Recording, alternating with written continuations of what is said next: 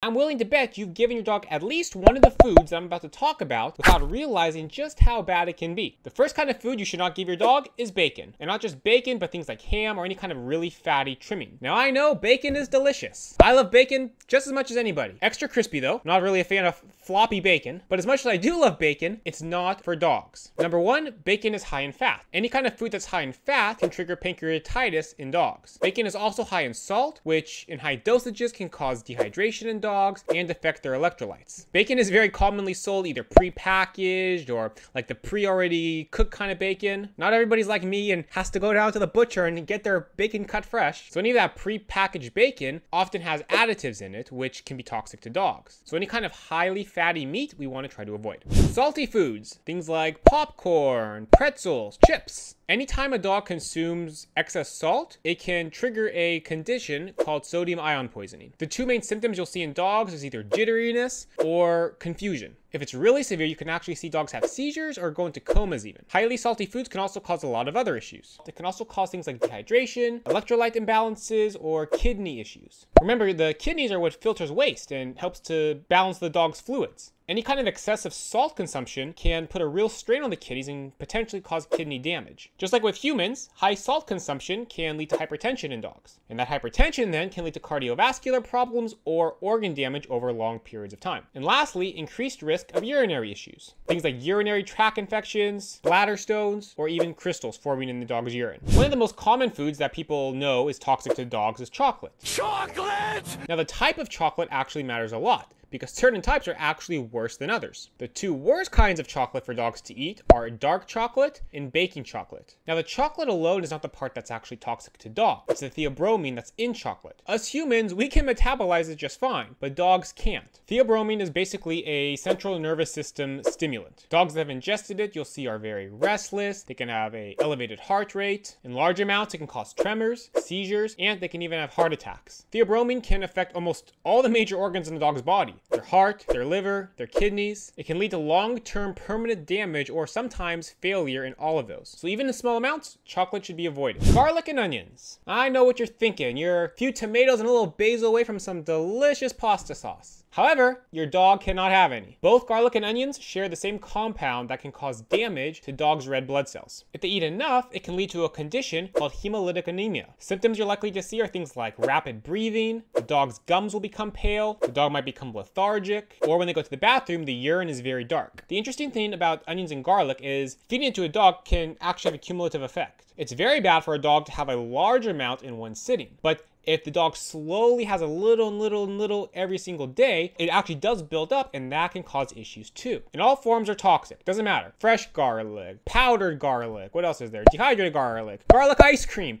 It doesn't matter. If there's garlic or onions in it, it is not okay for dogs. It's kind of interesting to note, but dogs can have a varying sensitivities to garlic and onions. Some it will affect very strongly and some not so much. But regardless, just to be safe, we should avoid them. Milk, cheese, ice cream, any kind of dairy product. Believe it or not, many dogs are actually lactose intolerant. That means they lack the enzyme that allows their body to break down lactose. A dog consuming dairy can lead to things like upset stomach, diarrhea, throwing up, abdominal bloating, and really bad gas are also some things that can happen. Dogs can develop allergies to other kinds of dairy products like whey protein or casein protein. Signs of these allergies are usually things like skin issues with dogs, severe itching, sometimes it can lead to ear infections or just general digestive problems. Now this one's going to be controversial, but raw meat can be very dangerous to dogs. It's definitely become more popular in the recent years, feeding dogs raw food. However, the majority of veterinarians, and the FDA even, still does not recommend feeding dogs raw food because of the potential risks. Now most people, hopefully, don't eat raw meat. Why? Well, because we eat raw chicken, we know there's a high risk of salmonella. It's the same risk for dogs. Dogs are not immune to salmonella or E. coli. Now to be fair, many dogs that do pick up those bacteria do so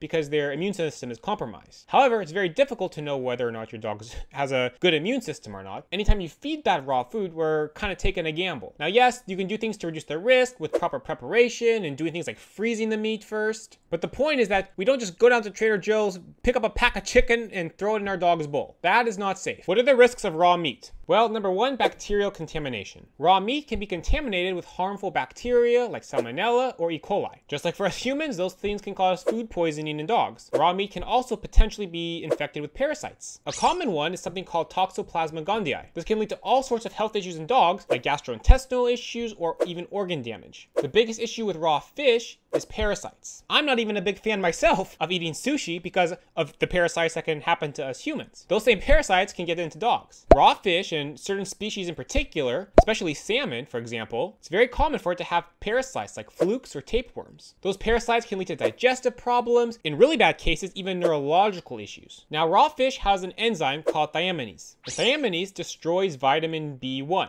Feeding enough raw fish can actually cause a vitamin B1 deficiency in dogs, and that deficiency then is likely to lead to neurological issues in dogs. Now, raw eggs. Raw eggs can be contaminated with Salmonella or other bacteria, just like the meat. But here's the real big issue with raw eggs. Raw eggs, the whites at least, have a protein called avidin. Avidin can interfere with the absorption of biotin. And when a dog has a biotin deficiency, that leads to skin problems. It can lead to excessive itching and skin problems, or just the quality of their coat goes down. So raw meat, raw fish, raw eggs, we want to avoid. Candy, gum, peanut butter. I got a big sweet tooth myself, but I would never give any of those things to dogs. Now, the real dangerous part of those sweets and baked goods, whatever it is, that is actually dangerous is an ingredient in them called xylitol. Xylitol is highly toxic to dogs. Even small amounts compared to other foods can cause very serious damage, potentially even life-threatening. Now, why is this? Well, xylitol triggers a rapid release of insulin in dogs. That leads to a dangerous drop in blood sugar levels, which is called hypoglycemia. And this can happen as fast as within 10 minutes of ingestion or up to 60 minutes later.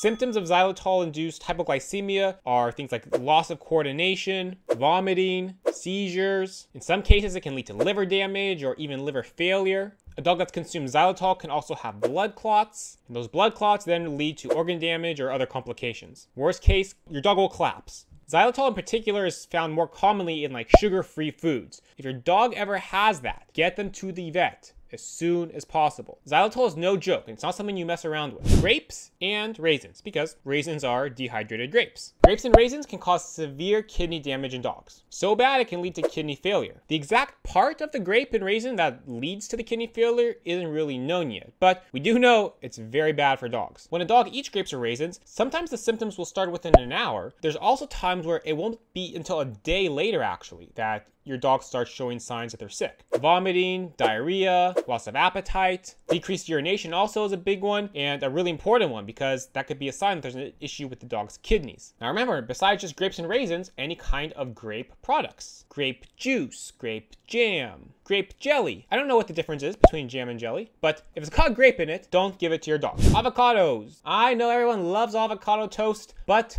we don't give it to our dogs. Avocados have a substance called persin. In large amounts, persin is very toxic to dogs. Different parts of the avocado have different levels, whether it's the fruit, the leaves, the pit, but in general, it's recommended to just avoid feeding avocados altogether. The pit also can be very dangerous. It can be a potential choking hazard for the dog, or if the dog manages to swallow it, then it can become a potential foreign body obstruction where it gets stuck in the dog's intestines. And remember, avocado products are just as bad. Not just the avocado. You're enjoying some chips and guacamole? That guacamole is only for you. Now maybe you're a baker, you like to make pizza or bread, whatever it is, and you have lots of uncooked yeast dough laying around. Uncooked yeast dough has active yeast. And when that yeast is ingested, it undergoes fermentation. As that yeast ferments, it produces carbon dioxide and alcohol. Now, a dog's stomach is nice and warm and nice and moist. The carbon dioxide then allows the dough in that situation to expand. When that dough expands, it can lead to something that is life-threatening called bloat. When a dog bloats, their stomach basically starts filling up with gas and it starts turning in on itself. It's something that requires emergency surgery or else it's going to be fatal for your dog. Now remember, when the dough is fermenting, as a byproduct, alcohol is produced. And alcohol is very dangerous for dogs. The fermentation process of that dough can also lead to a change in your dog's blood sugar levels. It could lead to hypoglycemia, which is low blood sugar, or it could lead to hyperglycemia, which is high blood sugar. Raw potatoes. Raw potatoes have something called solanine. It's usually most concentrated in the skin of the potato, but it can be found throughout the rest of the potato as well. When you cook potatoes though, the solanine goes away. So if you really want to give your dogs potatoes, that's okay, you can do it, but just cook them. However, we don't season the potatoes. No salt, no butter, nothing. Just plain potatoes, then it's okay. Cooked bones. Cooked bones are something you should never give to a dog. It doesn't matter what kind of bone it is. Cooked chicken bone, cooked beef bone, pork bones, it doesn't matter. Whenever you cook meat, the bones become much more brittle and fragile than they were when they were raw. So what that means is that those bones then can actually break off and splinter. And then we have a couple issues. One is the dog can try to swallow those sharp shards of bone, which can either cut their throat, their mouth going down. It can get stuck as a choking hazard. If they manage to swallow it, then they can get stuck in their stomach or in their intestine as a foreign body obstruction. There's all sorts of issues with cooked bones. Raw bones are okay because they can't splinter, but cooked bones can splinter. So we want to avoid cooked bones at all costs. Alcohol. Alcohol is highly toxic to dogs. Even small amounts can be bad. There's nothing funny about getting your dog drunk. I'm not drunk. You give your dog beer, the only place you're going to be going is the emergency room. Dogs actually absorb alcohol much faster into their bloodstream than us humans do. Alcohol acts as a central nervous system depressant in dogs. Symptoms you're likely to see are similar to the ones you see with humans. Disorientation, lack of coordination, slurring their barks. Okay, not the last one, but when you see a dog wobbling around or not looking like they know where they are, and you think maybe you had alcohol around, it could be that they got into it. Alcohol can affect a dog's blood sugar levels, and it can also lead to liver and kidney damage. Alcohol in general, it doesn't matter what kind of Thai, beer, hard liquor, whatever it is you like to drink, very dangerous to dogs. Caffeine. Anything high in caffeine, like coffee, for example. Now, just like alcohol affects the dog's central nervous system, so does caffeine. However, it does it the opposite way. Caffeine is a central nervous system stimulant. It affects the dog's heart rate, their blood pressure. Symptoms you're likely to see are things like the dog being restless, moving around, breathing very heavily. In some really bad cases, things like tremors or seizures can even happen.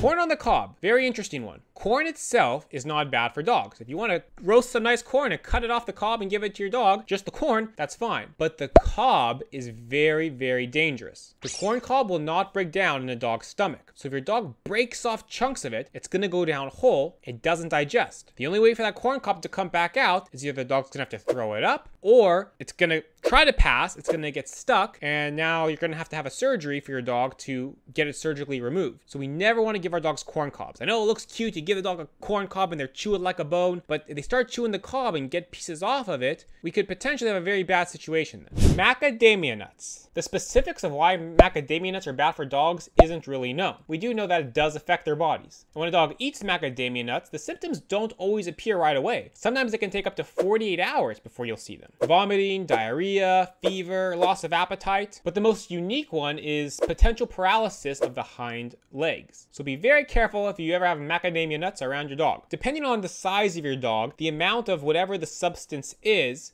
going to affect dogs differently. If your dog ever gets any of the foods that I'm talking about, don't take a chance. It's not good to have a wait and see approach when your dog ingests something that we know already and have evidence for that it's toxic to dogs. Go to the vet right away, or at least call them and see what they say to do. Thanks for watching, guys. That's all for today. If you like this video, be sure to hit that like button, subscribe to the channel, and hit that bell. See you next time.